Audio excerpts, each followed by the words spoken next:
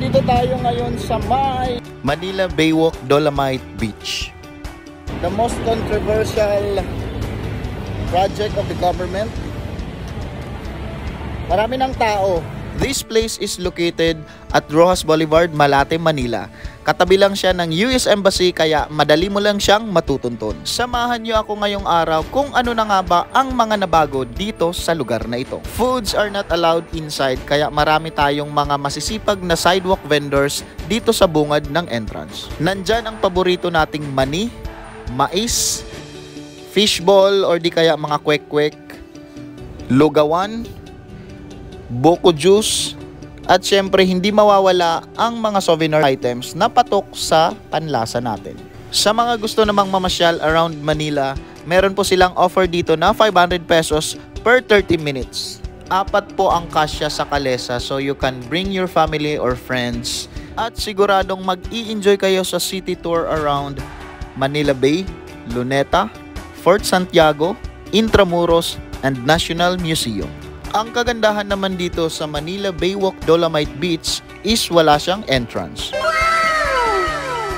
Isa itong artificial beach along Manila Bay created through the process of beach nourishment. It is a part of Manila Bay Rehabilitation Program project by DENR and approved by former President Rodrigo Duterte.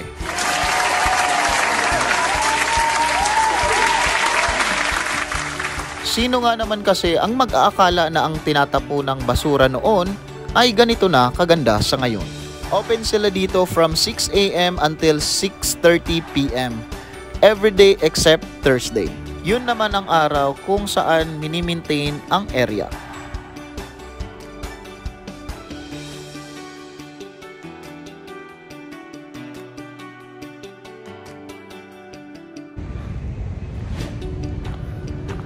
So tingnan natin yung ano nila, yung sand. Meron na silang beach umbrella. Before wala pa. So may improvement. Tingnan natin. Yan, so medyo buo-buo siya. So hindi natin siya maano as pino talaga.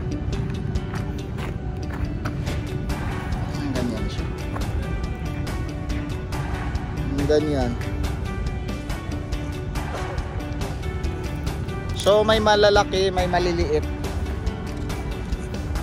Tingnan natin yung water. Kung malinis yung water nila.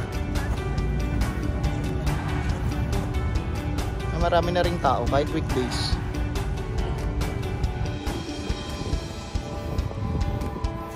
Maghugas tayo sa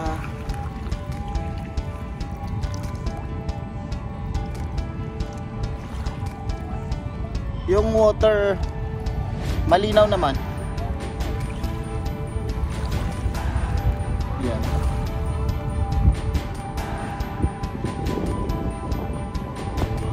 At ito na nga po ang bagong itsura ng Manila Baywalk Dolomite Beach. Mas maayos, mas malinis, at mas maaliwalas na kapaligiran.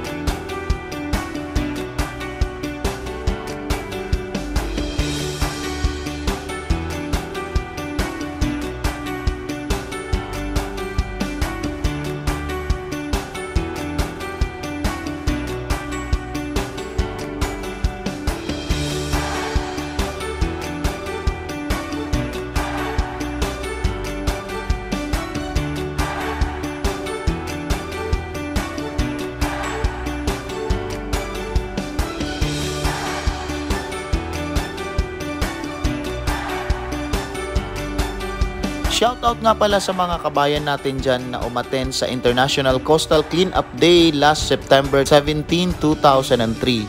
So sobrang nag-appreciate ko yung mga ganitong activities since para naman ito sa ikakaunlad ng ating bansa. Shoutout nga din pala sa auntie ko na nag-birthday na ngayon. Happy birthday Auntie Marites. I hope you are doing well and enjoy your day today. And that's all for today's video mga habibi. I hope you learn and inspire from this video. Let's continue to support more government projects dahil alam ko na hangad nating lahat ang mapaganda ang ating kapaligiran at ang ating pamumuhay. Syukran!